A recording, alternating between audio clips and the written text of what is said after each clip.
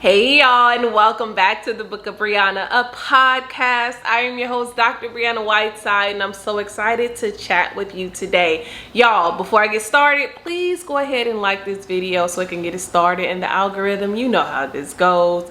We fight in YouTube every day. We're in the YouTube streets trying to spread the gospel practically, and I just need your help. So if you could go ahead and like the video, I'd be so grateful to you. Y'all, today I want to talk about settling. I want to talk about settling, but I kind of want to take a different approach to settling. I know generally, and this is for women, we get with our girlfriends and we're like, girl, I'm not settling. Don't settle for that man.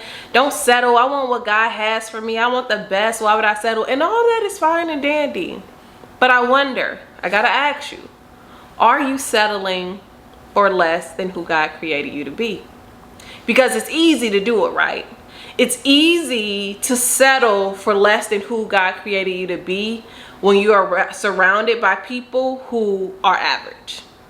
When you're surrounded by people who kind of cater to the status quo, they're fine with just getting by. They're fine with robbing Peter to pay Paul. And you may seem like the most successful person in the circle, right? It gets easy because you may start comparing yourself to them. And what I know to be true is that settling for less is easy. Let me tell you a quick story. Generally, when I have people around me and I'm talking about how I may feel discontentment or I may be feeling like I'm not happy with where I am and what I've done, sometimes people say, look at everything you've done, Brianna.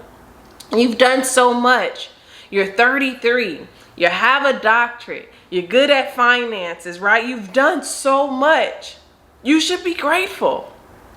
You should be thankful. Look at all the people you surpassed. And I hear them, right? They're well-meaning people, for sure. Absolutely. It's great. I've done so much. But the key word is done. I've done it. It's over with. It's gone. It's past, right? And so when I'm expressing, just frustration with, I'm supposed to be further. I'm supposed to be so much greater. It's not a conversation of me being ungrateful. It is a conversation of me saying, no, I take God at his word. I take God at his word when he said that my latter days will be greater than my former days. But I see where I'm going, but I'm not there yet. I'm frustrated. I'm struggling to get to the next because God said I can have all of these things. And I don't have all of these things. And I've done those things, yeah. But I don't have that. And it's not me comparing myself to anyone. It's me comparing myself to who God said I am. To how he functioned and fashioned me, right? How he created me, what he created me for. I'm comparing myself to that version. And I'm saying, I'm not happy with who I am right here. I'm not happy with the circumstances right here. I'm not happy with where I am in life. And if I listen to those well-meaning people who I know really, really, really want to see me win, but if I listen to them, I'll settle for right now. I'll settle for where I am and say, I've done enough. I have accomplished so much and I've done enough. I don't have to do anything else. But would God say that to me? Or did he tell me that I'm supposed to have an abundant life? Did he tell me that I'm supposed to be great? Because if I settle for less than what he has said, that would be a tragedy. That would be a tragedy. When I was a kid, y'all, my mom used to always repeat this phrase to me. She used to say, you are destined for greatness. Now, I don't know why. I think the story goes she used to hear, it was a speaker that came into a church, and I think that they were saying that, and they mentioned to the congregation that they were saying that to their children, and my mother started saying it to me. And what my mother may or may not have known is she was prophesying over my life. You are destined for greatness. You are destined for greatness. So as I kept hearing that as a kid, not really knowing what that meant, it got deep inside of me. I'm about to tear up. I don't know why I'm about to tear up, but I'm about to tear up. It got deep inside of me, and it said, every time I wanted to settle and stay at a certain level, I was reminded, you're destined for greatness. And this isn't great on this level. This isn't greatness. This is just enough. And if you don't keep going, you're never going to become who God said you can be. And that's what keeps me going. Yes, I've accomplished much. You've accomplished much. But if God says that your latter days will be greater than your former days, that means that there's so much more waiting for you. There's so much more ahead of you. And you can't stay here. You can't stop here. You can't build a house in the middle, because there's greatness ahead of you. And so when I am experiencing these moments of frustration, experiencing these moments of, not being happy, it's because I know this is greatness beckoning me to come. Greatness beckoning me. Hey, Brianna, remember, God knew you right before he formed you in the womb. He knew you. So he knew a version of you. And now the part of you that he formed, that is clocked into time, the version he knew was calling you. But the formed you in the physical body has to get there, has to evolve, has to grow, has to sacrifice. And I think we have to be sober when we talk about this, because I can convince you and I can encourage you to say, don't settle all day, but forget to say it's going to cost you. It's going to cost you. Greatness is going to cost you. Leveling up is going to cost you. You're going to pay a price. Yeah, it's going to cost you to be you. You're going to pay a price to be you, to become the version that God had in mind. And the prices get higher, more steep. They cost more. More is required of you. But what's the alternative? Are you going to say, this is enough? I've surpassed everybody in my family. I'm going to stop here. I'm reminded of the story of Lot, and I feel like I've referenced this in some way before. But when we're thinking about Sodom and Gomorrah, and we're thinking about the story of Lot, generally what is preached is Lot's wife, who turns into a pillar of salt. But there is a passage of scripture that when God is about to rain down fire and brimstone on Sodom and Gomorrah, when the angels tell Lot, hey, escape to the mountains. Go to the mountains. We won't destroy this city until we know you're safe. And Lot says, no, I can't do that. Let me settle in Zor. So the angels are saying, go up here. And Lot is saying, let me settle in Zor. Let me settle in Zor. Let's think about it. Sodom and Gomorrah is here. Zor is here, the halfway point. They told him to go to the mountain. And he said, I can't do that. Let me settle in Zor. And do y'all know what Zor translates to? Insignificance. Let me settle into insignificance. This is what Lot asked. And you know what the angels allow him to do? They let him do that. So I say that to say, when you tell God, no, this is enough. I've had enough. I don't want any more. He's going to let you stop there. That's all he's going to give you. Because you have said, I don't want to go the extra mile. I don't want to ascend to greatness. Zor is enough for me. And just because Zor was better than Sodom and Gomorrah, just because your Zor may be better than what your family is experiencing, just because your Zor may be better than what your friends have done, doesn't mean that you didn't settle in an insignificant place. No, it's not going to look insignificant to the folks in Sodom and Gomorrah, because they just got destroyed. It wouldn't look insignificant. They'd love to be on that level.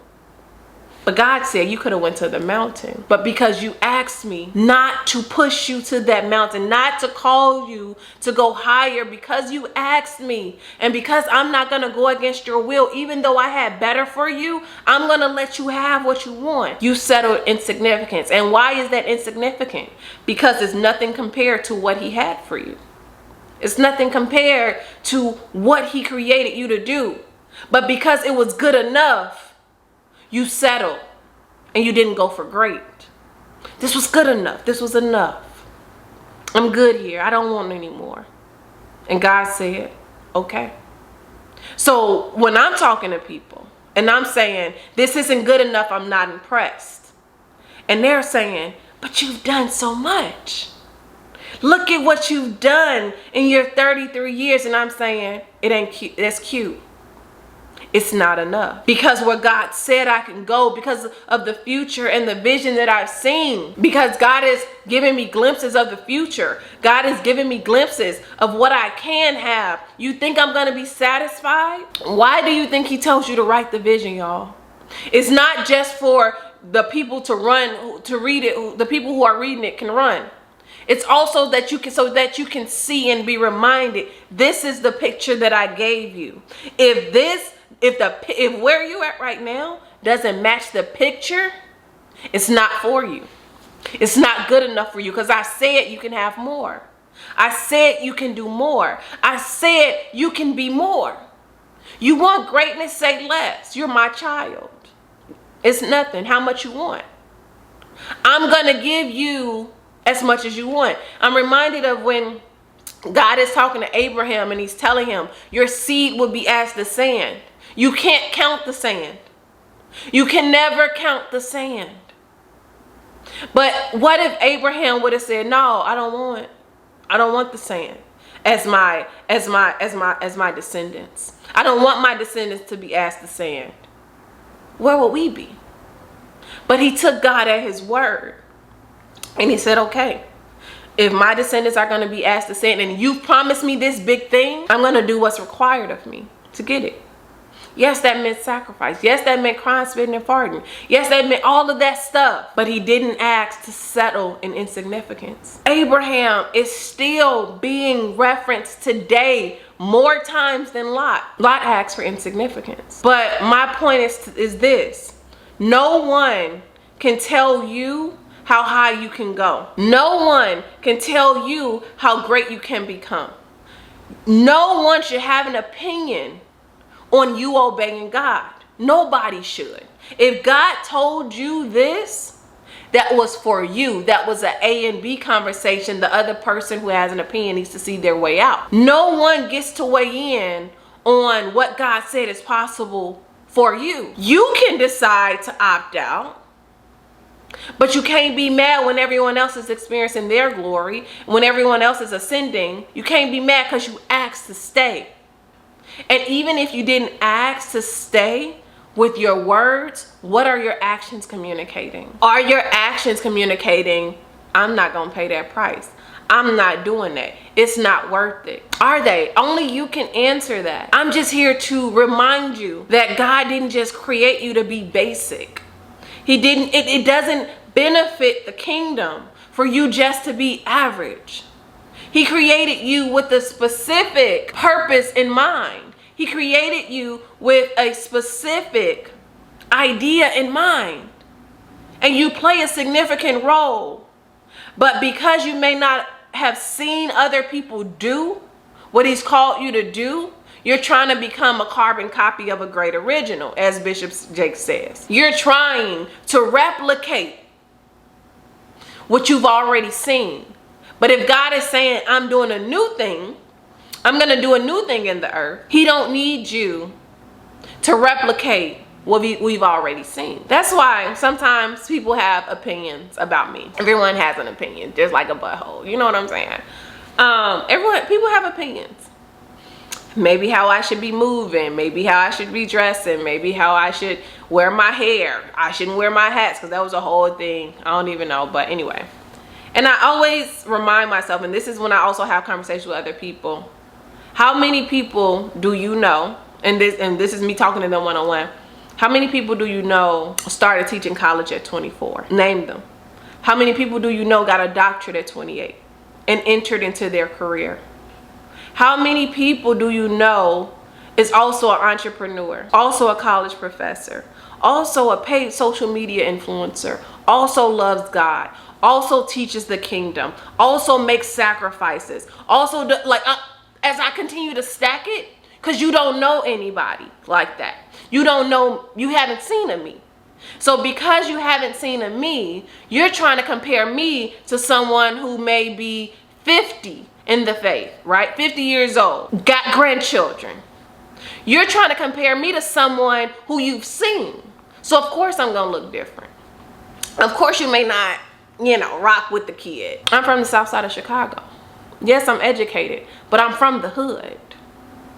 I'm from a single parent home. So when you start like stacking the facts, I'm gonna look different.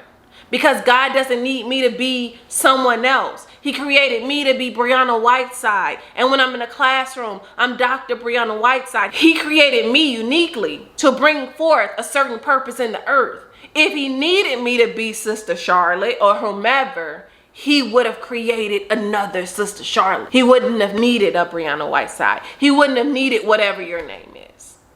But he needed you uniquely who you are. He needed you to show up in the way that he created you. But unfortunately, society, culture, friends, family, parents, all of these people and influence have said that we don't like unique people. We like what we've seen. Therefore, we want to force you into this box that doesn't fit for you. And what do? We try to start morphing and shrinking and silencing ourselves and trying to look like, what we've already done and seen. And y'all, if we needed more of that, God would have just made more of that. You are disrespecting yourself by trying to become someone else. You are disrespecting yourself by wishing that you were somebody else, by wishing that, you can be who they are. And not only are you disrespecting yourself, you are disrespecting your manufacturer, who is God. You're saying you didn't know what was right. So you made a mistake by creating me like this, so I'm going to change it. And he's like, no, I took time to fashion you and create you to look a particular way. Because I don't know if y'all know this, but your aesthetic matters. The way that you look is geared towards your particular purpose. I used to get a lot of grief, man, golly. I used to get a lot of criticism because I cared about how I looked. I cared about being healthy. I cared about my wigs, my natural hair. I used to get a lot, and people say it don't matter, Brianna, in the grand scheme of things. And I'm like, no, it does matter. How people see me before they hear me. So you see me walking down the street, you may say, oh, she fly. You hear me, you like, oh, what's this I hear? But you see me first. It mattered. Just like it mattered in Esther's case, just in case you won't Bible for it. It mattered in Esther's case. Yes, she had a divine purpose. Yes, God used her, but why did he use her? Because he knew the king was going to be attracted to her. She wasn't the only beautiful girl in there. He knew the king is going to like this. We going to get him with this. The king going to like this. So I'm going to fashion Esther to look a particular way, so that I can get her in the room to influence the king's decisions for my behalf on the Jews. He gonna like her. He gonna like what she look like. I need the Jews saved. So yes, your aesthetic does matter. The way you show up in the world does matter. Because God has fashioned you and your look for a purpose. I remember, this was my master's program. I was going through a whole bunch of changes in my master's program. I was in a new city again. I had just cut off my relaxed hair, went natural. I was going through a breakup. It was a whole lot of moving parts. And I remember my mentor at the time saying, Brianna, this is a black man. How do you expect to encourage young girls, freshmen, to go into academia when you don't appeal to them? How do you expect to encourage them not to go be video vixens, not to go be Instagram models, when you're showing up and you're unkempt? You're showing up and you're not putting yourself together or even just putting in forth any effort. You don't look like anybody that they would want to model themselves after. And I know the religious saints are going to say, no, don't take all that because God is enough. Yeah, but if God didn't feel like looks mattered, he wouldn't have made us look different ways and put us in different spheres of influence. He wouldn't have done it. So your looks do matter. for all the religious folks. So when he said this to me, I said, you're right. So I'm like, I was always interested in fashion, but you want to know what happened? I started moving through academia, and I was reading all these black feminist texts and, you know, grappling with all these ideologies. And then I was becoming someone else, and I'm becoming someone else, and I'm listening to all these people talking all of this stuff and blah, blah, blah. And it was just like, I was changing for that culture, becoming that person that black woman academic. And shout out to the black women academics. There's no shade. It's just my story. I was becoming an angry, bitter black woman academic. This is not saying that all black women who are academics are angry, bitter, and single. This is not saying that. This is just my story. No disrespect. But I was becoming it because I was becoming what I was studying. That goes back to, you know, your eye gates are important. I was becoming what I was studying. I was becoming what I was hearing. I was becoming, but that wasn't God's original plan for me. That wasn't who God had created me to be, but that's who I was becoming to survive. I was becoming to survive, and God wanted me to begin to thrive. And so when the professor was like, Bree, if you don't want them to do this, you're going to have to put something else before them. And I said, you're right. Which is why I show up in the world like I do. Which is why, not just for the black women academics, not just for the young girls who are matriculating through academia, but for the Christian women too. I know my style may not be for everybody, but I want to show Christian women a different type of style. I want to appeal to someone who may be wondering, do I have to give up my good looks and what I like to follow God? No. Do I have to give up this stuff to be academic? No. Can I be both? Yeah. It's going to take courage though. You're going to have to choose not to settle. In any area, you're going to have to choose not to settle for what seems good enough and not go after great. People, y'all, more times than not, people have tried to talk me out of greatness, not knowing that they were doing it. Not knowing what they were doing. But because they had already reached a cap in their life and decided what was enough for them, they like, well, you've excelled farther than me, so that should be enough for you. And I'm like, no. It's never going to be enough, because it's not what God promised me. It's not what this man has promised. And so either I believe him or I don't. Either I believe I'm destined for greatness or I'm not. Either I'm a believer or he a liar. Is he a liar? No. He's not a liar. So that means that no matter how I feel, and my feelings be lying to me too, I got to take this man at his word and not settle for what's right here. And that means I got to make the hard decisions and make more of the sacrifices. That means I got to consecrate more. I have to become. I may have to get more therapy sessions. I don't know. Whatever's required of me. This is what I'll have to do. Because I don't want to settle. I don't want to settle for less than who God created me to be. And I don't want you to either. So if you're feeling discontentment, if you're feeling like you're not happy with what you have, and there is, like, you know, that thin line between being grateful but also like, God promised me more, don't settle. Because that could be the future calling you. That could be the future saying, this isn't it. There's more. There's always more, if you're willing to go the extra mile to get it. So don't let anybody talk you out of what God said you can have. Don't let anybody put their fears on you because they have decided to go ahead and plan their funeral. Don't let anybody steal your future from you, because the future is for the decided. Y'all, I hope this podcast episode has snatched you out of complacency, has encouraged you to keep pursuing after what God says you can have, and actually put in the work to become and to do it. I hope this has encouraged you to not settle. Not settle. Because you don't have to.